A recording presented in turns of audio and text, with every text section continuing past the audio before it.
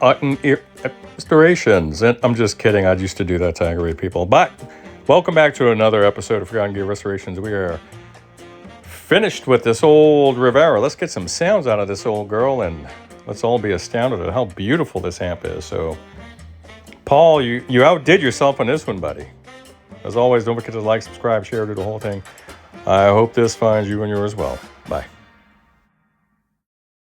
All right, Mark. Final installment on this old Duarte.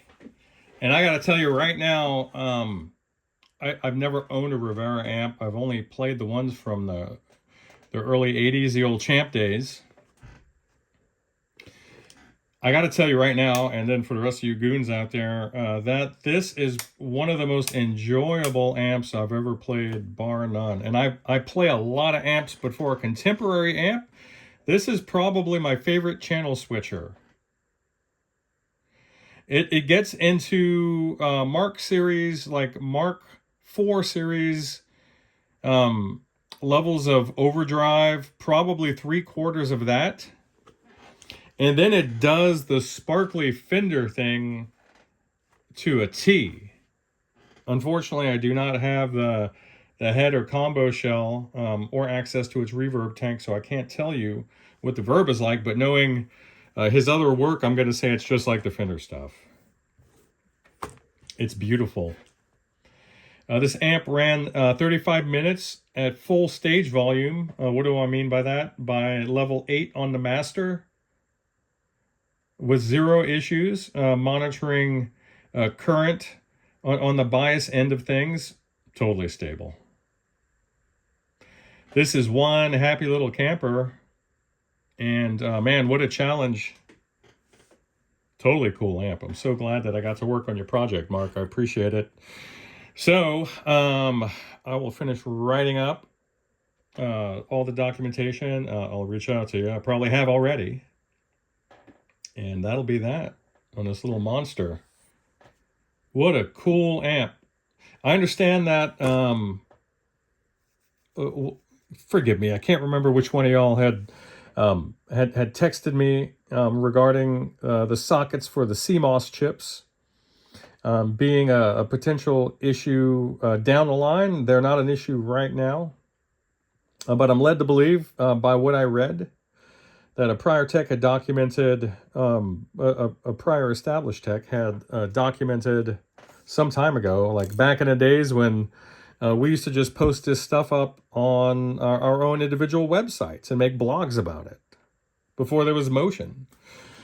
I understand that he had, his opinion was that these aren't professional level dip sockets. Can I confirm that? No, because I'm not going to remove the CMOS chips and look for myself and tempt fate.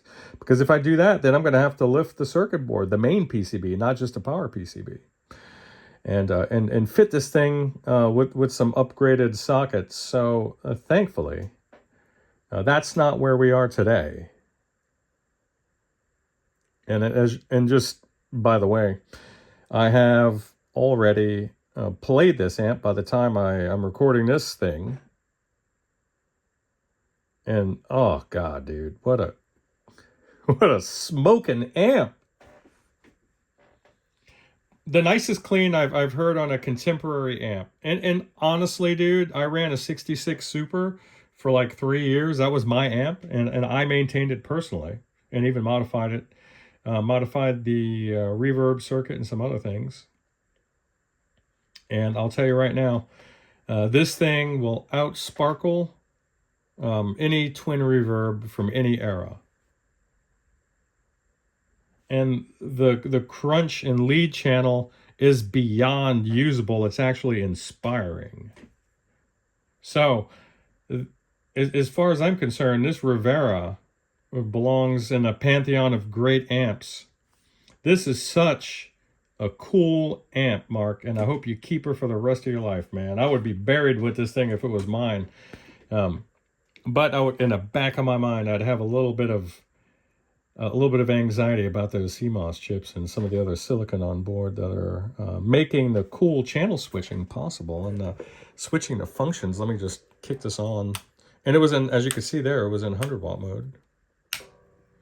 So let me just keep her in standby, but check that out.